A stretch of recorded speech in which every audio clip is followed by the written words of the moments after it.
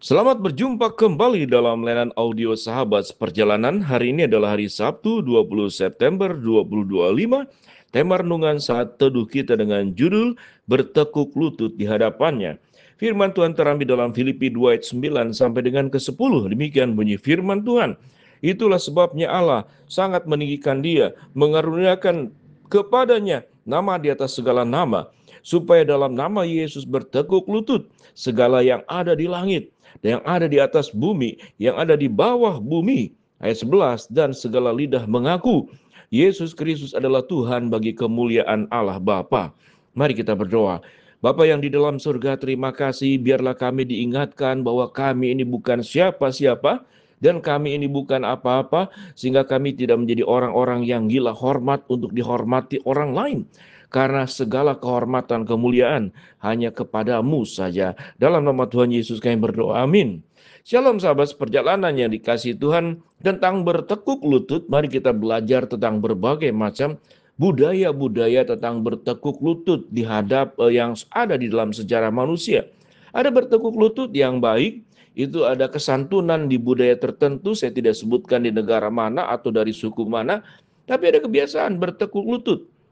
Dalam sejarah panjang peradaban manusia, biasanya yang bertekuk lutut itu adalah tatkala rakyat menghadap raja, dia akan bertekuk lutut, berjalan pun tidak boleh dia berdiri. Bahkan kalau tidak menunduk, bahkan ada budaya tertentu itu berjalan pun harus kemudian sambil jongkok sedemikian rupa. Lalu kemudian posisinya pun dia lebih rendah, tetapi para pimpinan, raja, petinggi duduk di atas, bahkan kursinya pun dibuat sedemikian rupa. Ada yang terbuat dari emas dan kursi yang sangat luar biasa dengan kemegahannya, dijaga oleh para prajurit ataupun dijaga oleh para pengawal-pengawal kalau di zaman sekarang. Turun kemudian dari pesawat pun ada karpet merah, lalu kemudian dihormati dengan defile tentara, dengan pasukan, dengan trompet, dengan musik, dengan bendera, dan segala macam. Sesungguhnya itu adalah gambaran tentang kehidupan manusia, dan kita tentu menikmati semuanya itu kalau kita memang menjalani kehidupan sampai mencapai posisi tertentu dengan baik. Sahabat seperjalanan yang dikasihi Tuhan, kalau kita sebagai bos, sebagai majikan, biasanya ketemu dengan karyawan, dia akan menundukkan kepala. Dia akan berusaha bahwa kepalanya tidak akan lebih tinggi dari kepada kepala pimpinan yang ada. Segala sesuatu kalau itu adalah sebuah pencapaian, kita dihargai, rasanya tidak apa-apa. Tetapi tatkala ada orientasi hidup kita itu semata-mata menginginkan orang lain itu bertekuk lutut di hadapan kita. Kita berharap orang lain itu tunduk kepada kita. Kita punya ingin kekuasaan itu ada pada tangan kita. Wilayah yang kita miliki itu kalau bisa lebih baik, lebih besar lagi. Sahabat seperjalanan, ada banyak sekali kesaksian hidup bagaimana dia melepaskan sesuatu yang rasanya bukan menjadi miliknya.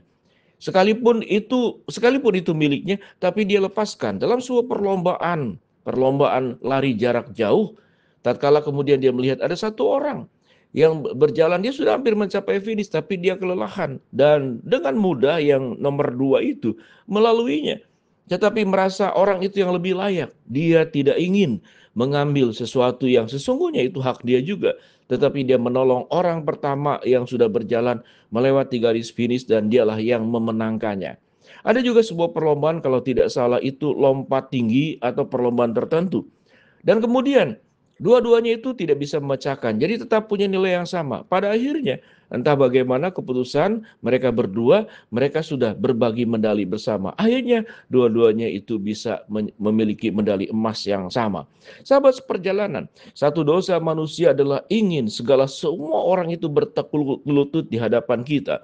Kita melihat Adam dan Hawa, kita melihat iblis. Dia ingin menyamai Allah, kalau bisa lebih tinggi dari Allah. Maka sifat keberdosaan ini adalah keberdosaan menguasai. Hawa nafsu menguasai. Membuat semua orang kalau bisa bertekuk lutut di hadapan dia. Siapa yang berpotensi seperti demikian? Biasanya orang-orang yang mengalami kemajuan, baik secara ekonomi, baik secara pendidikan, atau pencapaian-pencapaian tertentu. Kita akan tergoda. untuk membuat orang lain itu bertekuk lutut di hadapan kita. Mereka kemudian mengakui akan segala sesuatu yang kita miliki. Kalau kita belajar firman Allah, siapa yang patut kita bertekuk lutut? Hanya Tuhan, bukan kita. Siapapun kita, pencapaian sehebat apapun, kita tidak boleh membuat orang lain dan kita menikmati orang lain bertekuk lutut di hadapan kita. Ayat 9-11 bagaimana firman Tuhan yang kita baca tadi. Itulah sebabnya Allah sangat meninggikan dia dan mengaruniakan kepadanya nama di atas segala nama, supaya dalam nama Yesus bertekuk lutut segala yang ada di langit, yang ada di atas bumi, yang ada di bawah bumi, dan segala lidah mengaku Yesus Kristus adalah Tuhan bagi kemuliaan Allah Bapa. Sahabat seperjalanan, mengapa Kristus layak kita bertekuk lutut? Karena dia sumber segala sesuatu. Sumber keselamatan, sumber kehidupan, sumber berkat, penciptaan di dalam proses seluruh penciptaan alam semesta yang ada pada saat sekarang dilakukan oleh Allah Tritunggal, termasuk di dalam dirinya adalah Kristus Yesus sendiri, memberikan semua yang terbaik, sumber segala sesuatu, di mana hidup kita bersandar kepadanya. Kalau nafas hidup kita saja 1 jam saja atau beberapa saat Tuhan tidak berikan, maka habislah kehidupan kita di dalam dunia ini. Dengan demikian, biarlah kita berhati-hati, jangan sampai menikmati sesuatu yang membuat orang lain itu begitu mengagumi kita, sebagaimana renungan yang kita pelajari juga di hari sebelumnya tentang hidup yang terpuji. Kita pun di bagian yang sama di dalam konteks kitab Filipi pasal 1 sampai dengan ke-11. Kita hidup harus senantiasa bertekuk lutut di hadapan Allah. Suatu kita mengalami pencapaian, mari kita bertekuk lutut. Apa bentuk daripada bertekuk lutut? Bersyukur. Bertekuk lutut di hadapan Allah itu bersyukur. Tuhan, tanpa Engkau kami tidak pernah akan ada saat sekarang. Tanpa Engkau seluruh kehidupan kami itu tidak pernah kami bisa nikmati. Maka berkat dan anugerah mula yang menjadikan kami ada hari ini. Tetapi kalau hidup kita berkekurangan, bertekuk lutut juga di hadapan Allah. Tuhan akan menolong kita, mengangkat kita dari berbagai macam kesulitan hidup, bahkan dari lembah kekelaman. Kepahitan hidup yang sepahit apapun, Tuhan akan ubah menjadi seperti manisnya madu.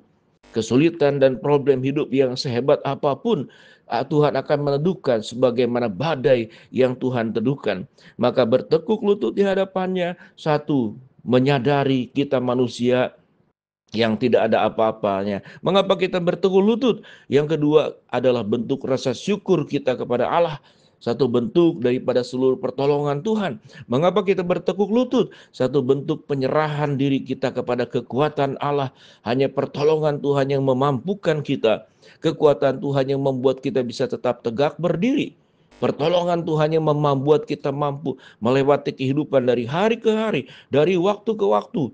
Yang makin hari makin sulit dalam hidup ini, tetapi kekuatan Tuhan pun tidak pernah lebih kurang daripada kesulitan dan masalah hidup kita.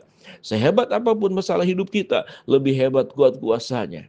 Serumit apapun persoalan hidup kita, Tuhan akan membuat yang rumit menjadi mudah, yang gelap menjadi terang benderang, yang tertutup menjadi terbuka, yang direndahkan Tuhan akan naikkan menjadi naik tinggi, seperti burung Raja Wali yang terbang semakin tinggi tatkala diperhadapkan kepada badai yang hadir dalam setiap kehidupan kita. Mari sahabat seperjalanan menjadi pribadi yang hati kita bertekuk lutut, hidup kita bertekuk lutut, bentuk ucapan syukur, bentuk penyerahan diri, kekuatan Allah, dan bentuk kita menyadari kita bukan siapa-siapa dan bukan apa-apa. Mari kita berdoa.